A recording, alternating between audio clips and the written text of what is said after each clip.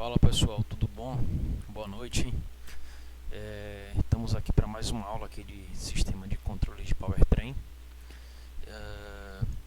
Na aula de hoje a gente vai falar um pouquinho aí sobre os três sistemas, né, que de uma forma ou de outra proporcionam a queima no motor, né? Então o sistema de controle de powertrain ele vem na função de tentar controlar um desses três ou até mesmo os três sistemas juntos, né, de forma a otimizar sempre a queima para que a gente consiga ter, claro, né, dada aí as diferenças de projeto, né, dos objetivos de projeto, mas que a gente consiga sempre ter um motor eficiente, né, um motor que consuma pouco combustível, que tenha um desempenho satisfatório, e aí quando eu falo desempenho satisfatório, que tenha uma potência legal, né, e um torque também legal. Tá? Bom, de qualquer forma, esse primeiro slide é um pouco simplório, né? Para ocorrer a combustão em um motor são necessários três elementos básicos, e aí a gente tem a necessidade para motores de ciclo Otto, né, do ar, do combustível e a geração de uma centelha elétrica, né? E aí a gente divide então, né, esse slide aí nesses três sistemas: o sistema de alimentação, né, de combustível, o sistema de admissão de ar e o sistema de ignição, que está dentro aí do sistema elétrico que controla uma parte do motor. Deixa eu passar o slide. A função de um sistema de ignição, então, é transformar a energia fornecida pela bateria, né, uma energia de baixa tensão. A gente está trabalhando ali com 12 volts.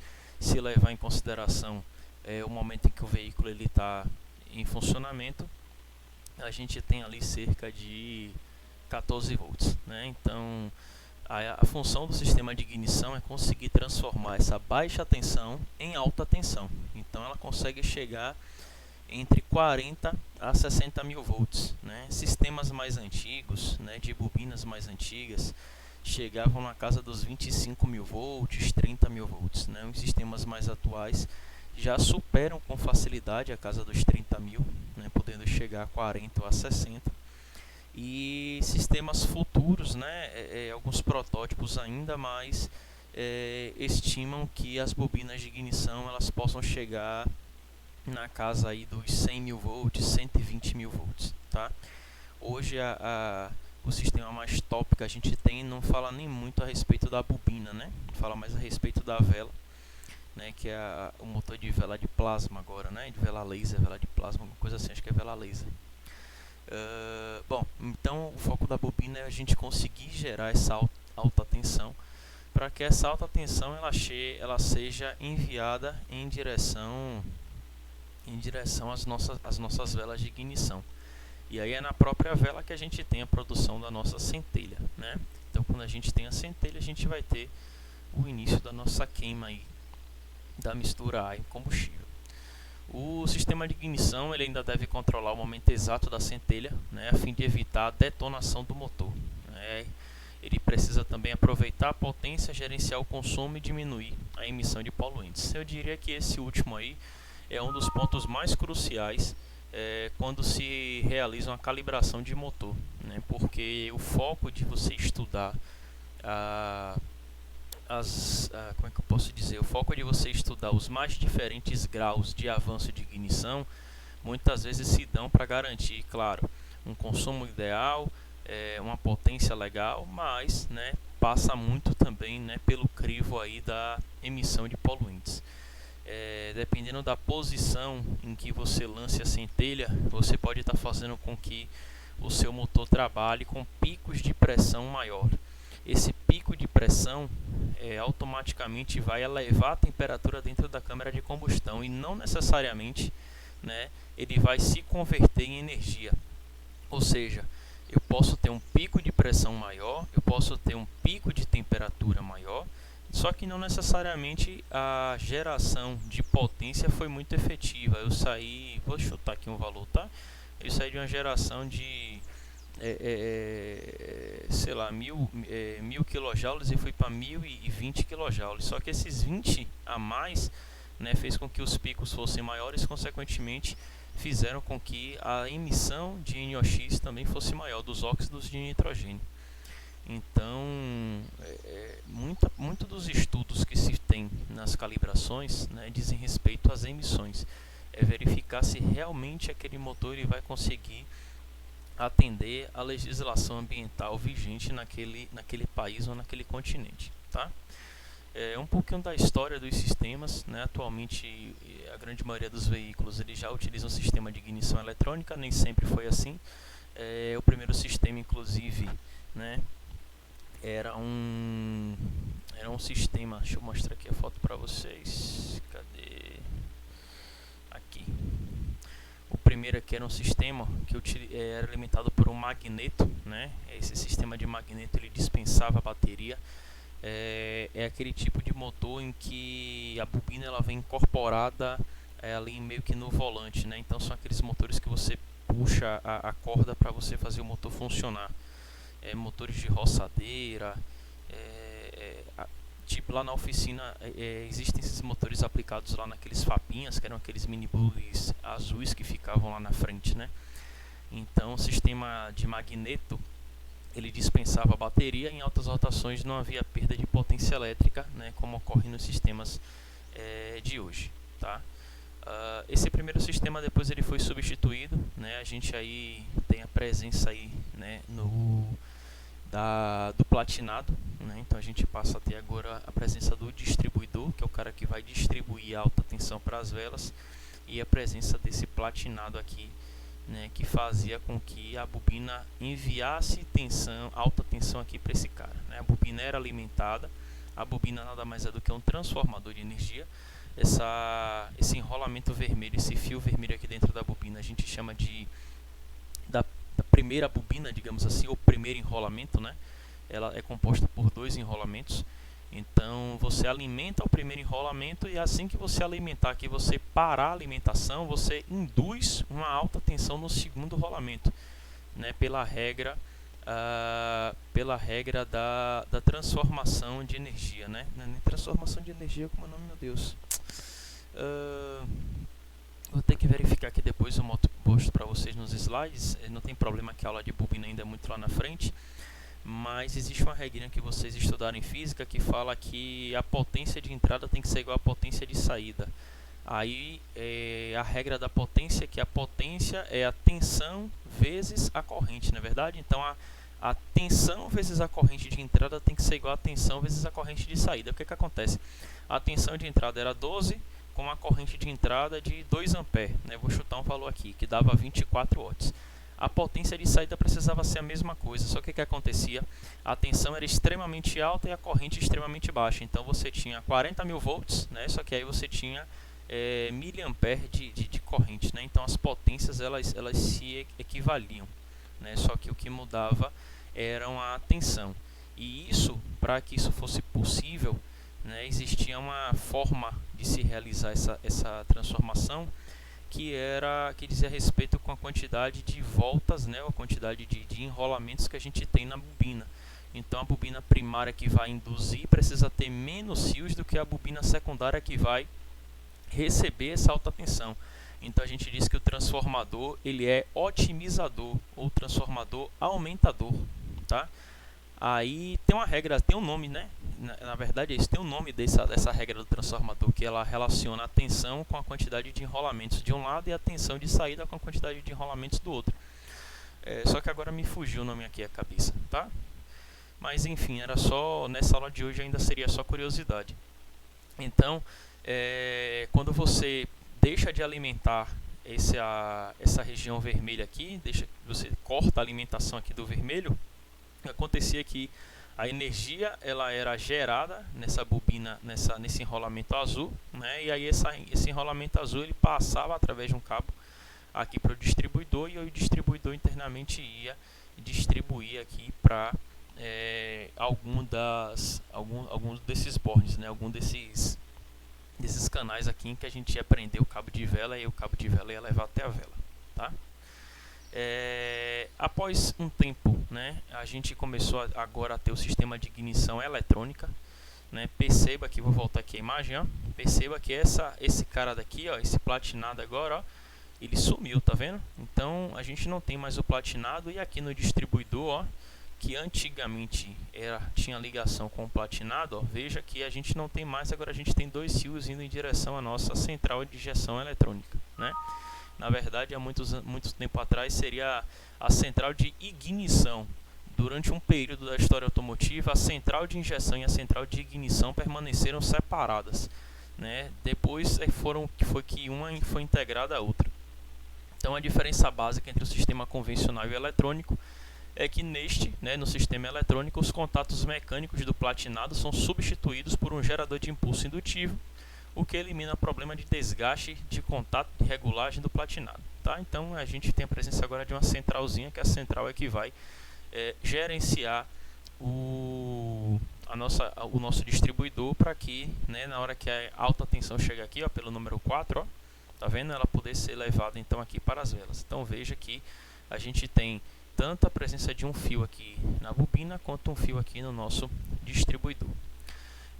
Esse é um dos sistemas mais atuais que a gente tem hoje, né? É o sistema de ignição elétrica estática, em que a gente agora também não tem nem mais a presença do distribuidor, né? A gente tem a presença agora das bobinas e através das bobinas a gente então envia a energia diretamente para as velas. Então é um sistema utilizado atualmente nos veículos, né? O sistema eletrônico cada vez mais confiável eliminou diversos componentes mecânicos.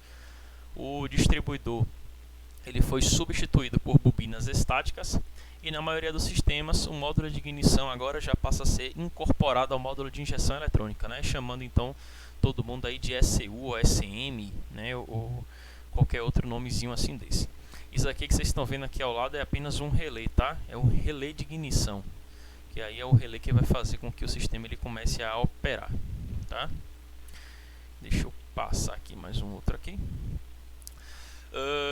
Do sistema anterior para o sistema que vocês estão vendo aqui agora, né, que continua sendo o sistema de ignição estática, só que agora em vez de ter uma bobina só, a gente tem várias bobinas. Ou seja, nesse tipo de sistema que vocês estão vendo aí na tela, não acontece mais a bobina unitária, ou seja, uma bobina só para todo o motor. A gente tem um sistema de bobinas individuais, em que cada um dos cilindros eles possuem a sua própria bobina, né? Isso fez com que a vida útil das velas ela fosse muito maior, porque a gente não tem mais o fenômeno chamado de centelha perdida, né? A centelha perdida, de forma bem rapidinha, explicando aqui a vocês, é o seguinte: quando esse enrolamento aqui recebe tensão, ele induz tensão nesse segundo rolamento, que é o enrolamento de saída da bobina. Só que perceba que essa bobina aqui, ó, ela está ligada tanto no cilindro número 1 quanto no cilindro número 4. Então o que acontece? Quando eu quero gerar centelha para a vela 1, eu não consigo gerar apenas para 1, eu tenho que gerar para 1 e para o 4 ao mesmo tempo. E aí você pergunta: Pedro, isso não vai ser prejudicial ao motor? Vamos lembrar o tempo do motor, né? Quais são os 4 tempos? Admissão, compressão, combustão e escape. Na admissão o pistão está descendo, não tem a presença de centelha. Na compressão é que agora a gente tem a presença da centelha. Então quando o pistão ele está subindo, né, quando ele já está próximo ao final do ponto morto superior, existe então pulso da centelha, né? Existe o pulso vindo da bobina que vai chegar às velas e vão se transformar em centelha. Nesse momento o que está ali dentro do cilindro vai ser queimado, né? É assim que acontece. Só que eu estou comentando isso para o cilindro número 1. E o cilindro número 4, o que é que vai acontecer? Lembre que se o cilindro número 1 ele está subindo, o cilindro número 4 vai estar acompanhando o mesmo movimento. Afinal, eles são pistões gêmeos, né? Então, por eles ser pistões gêmeos ou cilindros gêmeos, eles realizam o mesmo movimento, ou de ascendência ou de descendência, né? Ou subindo ou descendo. O único tempo, além de compressão, em que o pistão está subindo é o tempo de escapamento, não é verdade? Então, na hora que a centelha for gerada aqui para o cilindro número 4, os gases já vão ter sido queimados. Então, a gente não vai ter esse tipo de problema, né, de a centelha de alguma forma influenciar de forma negativa numa pré-ignição, numa detonação, algo do tipo. Isso não vai terminar acontecendo, beleza? O que é prejudicial nesse tipo de sistema é que a vida útil da vela, né, claro que são diversos fatores, mas um dos fatores que influencia na vida útil da vela é a quantidade de centelhas que ela executou ao longo de um certo tempo. Então, quanto mais centelhas ela dá, maior vai ser o desgaste gerado na ponta da vela, né, no eletrodo central. E aí, nesse sistema de bobina de centelha perdida, a vida útil da vela era menor em relação ao sistema agora de bobinas individuais, tá certo? Saindo um pouquinho do sistema de ignição, a gente tem o nosso sistema de alimentação. Basicamente, ele é composto pelos componentes que vocês estão vendo aí na nossa tela. Um tanque de combustível, uma bomba, né, que essa bomba fica localizada aqui, ó, essa tampa aqui superior, ela é essa daqui, né, então esse copo todo ele fica aqui dentro. Esse cara que você está vendo aqui é a boia de combustível, tá? Quando o tanque está cheio, isso aqui parece que é um plástico assim bem, não é fino não, como é que chama, Deus?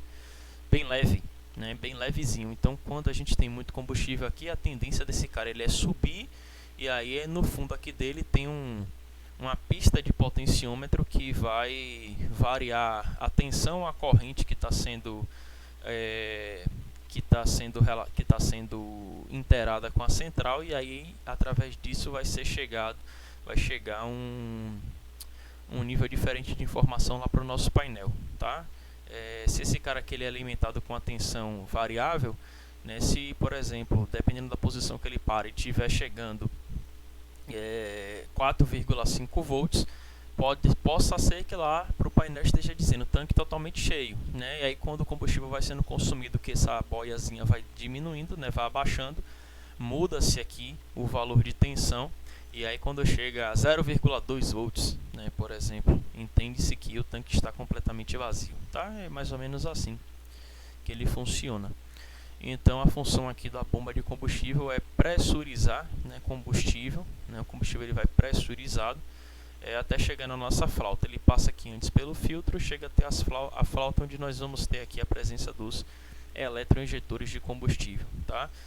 Esse é o sistema ciclo Otto. Se a gente estivesse trabalhando ainda com o sistema ciclo Otto, mas o sistema de injeção direta, depois de sair dessa bomba elétrica, ele ia para uma bomba mecânica presa ao motor, que ia transformar a pressão de 3 bar para 160 ou 210 bar. E aí a própria flauta e o próprio bico injetor não seriam, eu não gosto nem de chamar de frágil, para não dar aparência que esse cara aqui quebra fácil, né? Mas não seriam de plástico e não seriam tão simples. Aí quando você tem um sistema de injeção direta de combustível, a gente tem as flautas e os bicos injetores mais robustos, né? O sistema diesel, por sua vez, ele tem o tanque, tem o filtro, tem a bomba. A diferença é que ele se assemelha muito ao sistema de injeção direta a gasolina. Então a bomba vai enviar combustível pressurizado para uma bomba mecânica que está presa no motor, e essa bomba mecânica ela é dividida em duas, né? A gente tem a parte de baixa e a parte de alta pressão. Então a parte de baixa pega de 3 bar e eleva isso aí a cerca de 10 ou 20 bar, e aí através desses 10 ou 20 bar que a gente tem a bomba de alta levando até 2000 bar, né? É uma pressão absurda, tá? Algumas literaturas nem consideram essa divisão dentro da bomba, né? Consideram apenas que você tem a bomba injetora de óleo diesel ou de combustível diesel. Bom, e aqui nós temos o sistema de admissão, né? O sistema de admissão, como a gente não está considerando nenhum veículo aqui turboalimentado, nada do tipo, o sistema de admissão é composto pelo coletor de admissão, que não está sendo representado aqui na foto. Acima do coletor de admissão nós temos o TBI, ou o corpo de borboleta, né? O corpo de borboleta é esse cara daqui. Quando a gente pisa no acelerador, essa borboleta ela se abre, permitindo a entrada de ar para dentro do nosso motor, para dentro do coletor. E na parte encaixado na frente aqui da nossa TBI, a gente tem o duto com a caixa de ar e o filtro de ar, tá certo? Esse aqui é o nosso sistemazinho de admissão, em que a função dele apenas é enviar ar limpo para que o motor possa então utilizar esse ar limpo na combustão, tá certo? O sistema, pessoal, então são esses três: ignição, admissão e alimentação. Eu vou colocar alguns videozinhos para vocês assistirem. Vou ver se eu acho um outro PDF. Eu posso até acrescentar esse também aqui das bobinas, que é interessante, tá? A gente vai voltar a ver esse aqui das bobinas lá na frente, quando a gente tiver aulas específicas de bobina. Mas vou colocar uns videozinhos eu não vou começar a falar do sistema do sensor de rotação de efeito Hall, porque senão vai prolongar muito e a gente já vai falar sobre ele amanhã. Então eu deixo para comentar sobre as características dele na aula de amanhã mesmo, tá certo? Vou procurar mais um outro vídeo no YouTube. E como dever de casa, né, vocês fazem uma síntese aqui da aula de hoje. Vocês poderão falar sobre a evolução do sistema de ignição, pode falar a função do sistema de alimentação ou a função do sistema de admissão. Fica a critério de vocês. Beleza? Bom, por hoje é só. Se atentem depois aí para as datas da prova. Eu vou verificar de novo, mas eu acredito que a gente tinha marcado para setembro, não foi? Então vai ser tudo aquilo que a gente tiver conseguido chegar, né, de conteúdo até o momento, tá bom? Valeu, galera. Qualquer dúvida, manda um e-mail. Um abraço. Tchau, tchau.